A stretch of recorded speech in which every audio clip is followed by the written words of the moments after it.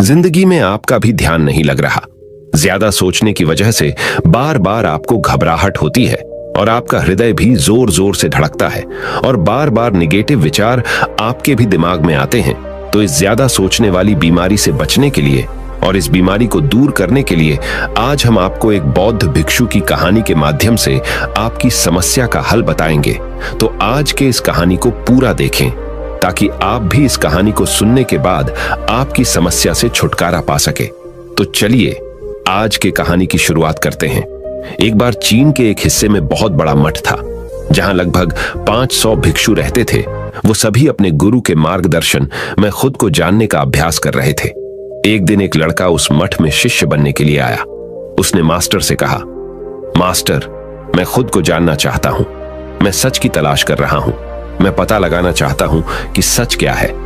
Master ने उसकी ओर देखा और कहा कि अगर तुम सच जानना चाहते हो तो तुम्हें अपना पूरा जीवन दांव पर लगाना होगा। सच को जानने में तुम्हारा पूरा जीवन लग सकता है। फिर भी इस बात की गारंटी नहीं है कि तुम्हें इस जीवन काल में सच का पता लगेगा या नहीं। क्या तुम इसके लिए तैयार हो? शिष्य ने कहा। मास्टर, मैं यहां पीछे मुड़ने के लिए नहीं आया हूं। मैं इसके लिए तैयार हूं। गुरु ने कहा, अगर ऐसा है तुम एक काम करो। इस मठ में 500 भिक्षु है। तुम उनके लिए चावल कूटने का काम करो। बस सुबह से शाम तक चावल कूटने का ही काम करो और जब तुम थक जाओ तो सोने चले जाओ। फिर अगली सुबह उठकर चावल को कूटना शुरू कर दो। इसके अलावा कुछ और मत करना। किसी और चीज के बारे में मत सोचना। बस इस रास्ते पर चलते रहना और दोबारा मेरे पास मत आना। जरूरत पड़ने पर मैं खुद तुम्हारे पास आऊंगा। उस लड़के ने गुरु के आदेश का पालन करते हुए चावल कूटना शुरू कर दिया। उस मठ में 500 शिष्य थे। उन सभी को समय समय पर भोजन की आवश्यकता पड़ती थी, इसीलिए वह बहुत जल्दी उठ जाता था और रात को देर तक चावल कूटता रहता था। जब वह थक जाता तो उसी कमरे में सो जाता था जहां वो चावल कूटता था। वो किसी से बात नहीं करता था और ना ही कोई उससे बात करने के लिए उसके पास आता था। कुछ महीनों तक चावल कूटते हुए उसके मन में पुराने विचार आते रहे, लेकिन उन विचारों को कोई नया विषय नहीं मिला तो वह अपने आप ही मिट गए। धीरे धीरे उसके मन में विचार कम होने लगे। कुछ सालों के बाद तो वो अपना नाम तक ही भूल गया। वह हमेशा चुप रहता और विचारहीन अवस्था में बस चावल कूटता रहता। उसने ना तो कभी ध्यान किया था और ना कभी शास्त्र पढ़ा था। मठ के बाकी शिष्य उसे मूर्ख समझते थे। ऐसा करते हुए 12 साल बीत गए। 12 साल बाद एक दिन मास्टर ने घोषणा की, अब मेरा आखिरी समय आ रहा है और मुझे अपना उत्तराधिकारी चुनना है जो मेरे बाद मठ का मुखिया होगा। इसीलिए मेरा कोई भी शिष्य है जिससे लगता है कि उसे आत्म साक्षात्कार हो गया है और उससे खुद को जान लिया है, तो रात को मेरे दरवाजे के पास आकर इस दीवार पर कुछ पंक्तियां लिखें जिसमें उसकी जिंदगी का सारा अनुभव समाया हो। कई शिष्यों ने ऐसा करने के बारे में सोचा, पर मठ के प्रमुख शिष्यों में से एक ने वहां जाकर कुछ पंक्तियां लिखी। उसे बौद्ध धर्म ग्रंथों का बहुत ज्ञान था। सभी शिष्यों को लगता था कि वो इस मठ का उत्तराधिकारी बन सकता है। उसने लिखा था कि मन एक दर्पण की तरह है जिस पर विचारों और इच्छाओं की धूल जमा हो जाती है। इस धूल को हटाने के लिए ही ध्यान है। जिसकी धूल हट जाती है और मन का दर्पण साफ हो जाता है, वो मोक्ष को प्राप्त कर लेता है। अगली सुबह जब मास्टर उठे और उन्होंने इन पंक्तियों को देखा और उन्होंने कहा कि किस बेवकूफ ने यह सब कचरा मेरी दीवार पर लिखा है। वो शिष्य जिसने यह लिखा था वो चुप रहा। हालांकि उसने जो पंक्तियां लिखी थीं वो ज्ञान से भरी थीं, लेकिन यह सब किताबी ज्ञान था। वो शिष्य बहुत चालाक था। उसने पंक्तियां लिखी पर उसने नीचे अपने हस्ताक्षर नहीं किए, क्योंकि वो स्वयं इसके बारे में निश्चित नहीं था कि ये सही है या नहीं, क्योंकि उसे आत्म साक्षात्कार नहीं हुआ था। गुरु ने पंक्तियों को पूरी तरह से खारिज कर दिया। ये देखकर सभी हैरान रह गए। ये घटना पूरे मठ में चर्चा का विषय बन गई। इस विषय पर बात करते हुए 2 शिष्य उस शिष्य के पास से गुजरे जो 12 साल पहले यहां आया था और दिन रात चावल कूटता रहता था। दोनों की चर्चा सुनकर वह धीरे से हंस पड़ा। दोनों शिष्य ने उसे पूछा कि तुम क्यों हंस रहे हो? दोनों शिष्य की नजर में यह चावल कूटने वाला तुच्छ ही भिक्षु था। किसी ने उसे ना तो कभी ध्यान करते हुए देखा था, ना ही कभी शास्त्र पढ़ते हुए। हर कोई उसे मूर्ख समझता था जो बस चावल को ही जानता था। उस मठ में बहुत बड़े बड़े विद्वान थे, लेकिन उस चावल कूटने वाले को किसी से कोई मतलब नहीं था। इसीलिए वह दोनों शिष्य उसे मुस्कुराता हुआ देखकर चकित रह गए। उन्होंने फिर उससे पूछा कि तुम क्यों हंस रहे हो। उसने जवाब दिया, मैं इसीलिए हंसा कि मास्टर सही बोल रहे हैं, यह सब पंक्तियां कचरा है, इन पंक्तियों का कोई मूल्य नहीं है। वो दोनों शिष्य चौंक गए। उन्होंने उसे पूछा कि क्या तुम ऐसी पंक्तियां लिख सकते हो जो इससे भी बेहतर हो। चावल पीसने वाले ने जवाब दिया, नहीं, क्योंकि मैं अनपढ़ हूं, लेकिन हां, मैं कुछ पंक्तियां कह सकता हूं। अगर तुमने उन पंक्तियों को तुम लिख सकते हो तो मैं तुम्हारे साथ जाने के लिए तैयार हूं। उन दोनों शिष्यों ने कहा, ठीक है। वे मास्टर के कमरे के पास गए और चावल कूटने वाले ने कुछ पंक्तियां बोली और दूसरे शिष्य ने उस दीवार पर लिख दिया और उन पंक्तियों के नीचे लिख दिया कि चावल कूटने वाला। उन्हें लगा कि मास्टर इस पर भी गुस्सा करेंगे। जो पंक्तियों उसने लिखने के लिए कहा था बहुत अद्भुत थी और वो पंक्तियां थी, मन तो बस एक का भ्रम है ना, तो मन है, ना ही मन का कोई दर्पण है, और जब मन ही नहीं है तो धूल कहां ठहरेगी। जो ये जानता है वो सच को जान गया। जब गुरु ने ये पंक्तियां देखी तो वे आधी रात को उठे और चावल कूटने वाले के पास गए। वह सो रहा था। मास्टर ने उसे जगाया और कहा कि ये लो, मेरी छड़ी और मेरे वस्त्र ले लो।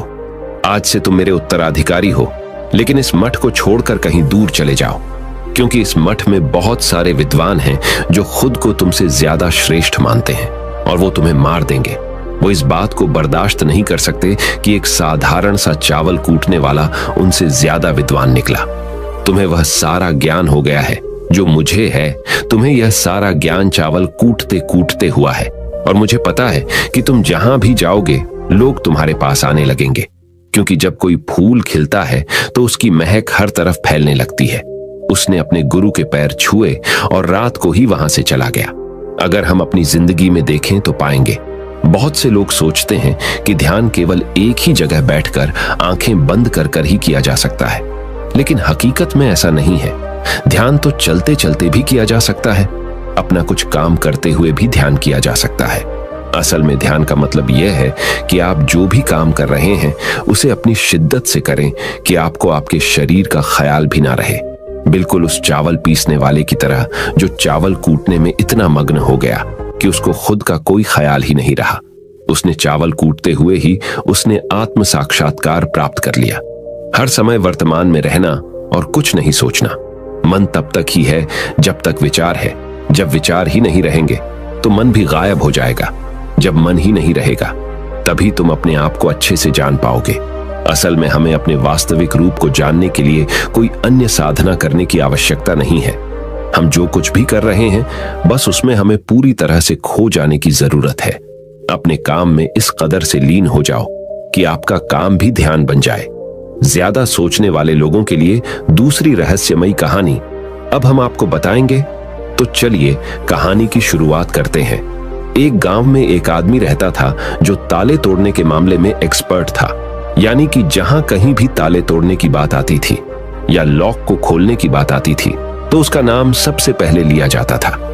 एक दिन कुछ समझदार लोगों ने उसकी परीक्षा लेनी चाहिए और उसको बता दिया गया कि आपको इस जगह पर इस तारीख को आना है और ताले को तोड़ना है। जब वह समय के अनुसार तय दिनांक को वहां पहुंच गया तो उसको प्रतियोगिता के नियम समझा दिए गए। आपको एक बॉक्स में बिठा दिया जाएगा और उस बॉक्स को पानी में उतार दिया जाएगा। आपको ताला खोलकर बाहर आना होगा। इस बीच आपको लगता है कि लॉक आपसे नहीं खुल पाएगा तो आप इमरजेंसी बटन को दबा सकते हैं और ऊपर आ सकते हैं, लेकिन आप प्रतियोगिता में हार जाएंगे। उसने सभी नियमों की हां कर दी और पानी में चला गया। जैसे ही वह पानी में पहुंचा तो उसने जेब में से एक तार निकाला और लॉक को खोलने की कोशिश करने लगा। 4 से 5 बार कोशिश करने के बाद वह बार बार विफल हो रहा था, लेकिन उससे लॉक नहीं खुल रहा था। अब ज्यादा समय तक पानी में रहना उसके लिए और भी मुश्किल था, क्योंकि सांस रोकना आसान नहीं था। फाइनली उसने अपना पूरा दिमाग लगाया और एक बार अंतिम प्रयास किया। वह विफल हुआ और उसने इमरजेंसी बटन दबा दिया। धीरे धीरे ऊपर आने लगा। पानी के ऊपर आए बॉक्स को बाहर निकाला गया और हल्का सा धक्का देकर खोला गया। वह अचंभित हो गया कि एक बार भी मेरे दिमाग में यह ख्याल क्यों नहीं आया कि मैं इसको धक्का देकर खोलूं। हो सकता है कि ये लॉक ही ना हो। तो यही होता है, जब हम भी बहुत ज्यादा सोचते हैं तो इसका खामियाजा हमें भुगतना पड़ता है। कभी कभी ना सोचने से भी जवाब मिल जाता है। इसलिए किसी ने कहा है कि जो कुछ नहीं करते वह कमाल करते हैं। जी हाँ दोस्तों, यह बात बिल्कुल सही है। कभी कभी दिमाग को जब हम शांत रखते हैं और ठंडे दिमाग से सोचने की कोशिश करते हैं तो हमें बेहतर समाधान मिल जाता है। अब हम आपको बताएंगे कि ज्यादा सोचने की यह बीमारी के मुख्य कारण क्या है, जिससे आपको ज्यादा सोचने की बीमारी हो जाती है। अत्यधिक सोच के कुछ मुख्य कारण। पहला कारण, वर्तमान से ज्यादा भूतकाल या भविष्य के बारे में ज्यादा चिंता करना। आप जो काम अभी कर रहे हैं उससे ध्यान हटाकर अपना ध्यान बीते हुए समय या आने वाले समय पर लगाएंगे तो आप ओवर थिंकिंग के शिकार होते जाएंगे। दूसरा कारण, काम का ज्यादा तनाव होना। जब वर्कलोड ज्यादा होता है तो दिमाग भी तेजी से चलने लगता और यह तनाव का रूप ले लेता है और दिमाग में वो विचार भी आने लगते हैं तो काम से संबंध ही नहीं है और लोग ओवर थिंकिंग के शिकार हो जाते हैं। तीसरा कारण, डर का बना रहना। जब व्यक्ति के अंदर डर होता है, जैसे नौकरी छूट जाने का डर, प्रमोशन न होने का डर, काम में असफल हो जाने का डर, पैसे न मिलने या डूब जाने का डर, व्यक्ति इस डर को लेकर कल्पना करता रहता है। भले ही ऐसा न होने वाला हो, लेकिन धीरे धीरे यह डर उसे जरूरत से ज्यादा सोचने पर मजबूर कर देता है। चौथा कारण, कॉन्फिडेंस की कमी। जब व्यक्ति में किसी काम को करने के प्रति उलझन बनी रहती है तो कॉन्फिडेंस कम होता जाता है, जिसके चलते नकारात्मक विचार दिमाग को घेरना शुरू कर देते हैं और व्यक्ति ज्यादा सोचना और चिंता करना शुरू कर देता है। पांचवा कारण, चीजों के बारे में सकारात्मक से ज्यादा नकारात्मक विचार। जब व्यक्ति छोटी छोटी बातों के नकारात्मक पहलू के बारे में ज्यादा सोचना शुरू कर देता है तो धीरे धीरे व्यक्ति ओवर थिंकिंग का शिकार होता जाता है। क्या ओवर थिंकिंग यानी अत्यधिक सोच से छुटकारा पाया जा सकता है? तो इसका जवाब है जी बिल्कुल। ओवर थिंकिंग यानी अत्यधिक सोच से छुटकारा पाया जा सकता है, हालांकि थोड़ा समय लग सकता है, लेकिन यदि आप नीचे दिए स्टेप्स को फॉलो करते हैं तो आप ओवर थिंकिंग की प्रॉब्लम से यकीनन छुटकारा पा सकते हैं। तो आइए जानते हैं कि ओवर थिंकिंग की समस्या से छुटकारा कैसे पाएं। ओवर थिंकिंग यानी अत्यधिक सोच से छुटकारा पाने के उपाय। ये सब जानते हैं कि पहले विचार दिमाग में आता है, फिर वो क्रिया का रूप लेता है। हमें कोई भी काम सोच समझकर करना बहुत जरूरी है, पर किसी काम को लेकर जरूरत से ज्यादा सोचना और वो बातें भी सोचना जो काम से संबंधित नहीं है, आपको और आपके काम दोनों को नुकसान पहुंचाता है। तो थिंकिंग प्रॉब्लम नहीं है, बल्कि ओवर थिंकिंग प्रॉब्लम है और इसे कम करना जरूरी है। तो आइए जानते हैं ओवर थिंकिंग यानी अत्यधिक सोच से छुटकारा या कम करने के उपायों का। पहला उपाय, स्वीकार करें कि आप जरूरत से ज्यादा सोचते हैं। इस बात को मन से स्वीकार करें कि आप ज्यादा सोचते हैं और आपको ऐसा नहीं करना है। जब आप इस बात को स्वीकार कर लेंगे तो आप इससे छुटकारा पाने के लिए अपने आप को तैयार कर लेंगे। आप ओवर थिंकिंग को लेकर जागरूक हो जाएंगे। जब भी आपको लगे कि दिमाग में फालतू विचार चल रहे हैं, तुरंत उसे वहीं रोक दो और ये सोचना शुरू करो कि आपने सोचना कहां से शुरू किया था। तब आपको मालूम होता जाएगा कि आप कितनी फालतू की बातें सोचकर अपना समय और शक्ति बर्बाद कर रहे हैं। दूसरा उपाय, हमेशा सकारात्मक सोचने की कोशिश करें। क्या गलत हो सकता है कि जगह क्या अच्छा हो सकता है। सोचें। नकारात्मक विचार डराते हैं और आपका दिमाग चिंता से दौड़ने लगता है। जब आप उन नकारात्मक चीजों पर ध्यान केंद्रित करने लगते हैं जो कही हो गई, तो तब आप दिमाग के गुलाम हो जाते हैं। लेकिन जब आप सकारात्मक रूप से सोचते हैं तो दिमाग आपका गुलाम होता है। सकारात्मक रहने का मतलब यह नहीं है कि आप चीजों के सिर्फ एक पहलू को देखें, बल्कि सही और गलत दोनों पहलुओं को देखना जरूरी है। पर केवल नकारात्मक सोचना या ज्यादा नकारात्मक विचार आपको अनुचित सोचने पर मजबूर कर देते हैं।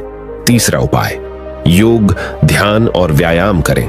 योग, ध्यान और व्यायाम मस्तिष्क और शरीर को स्वस्थ रखते हैं।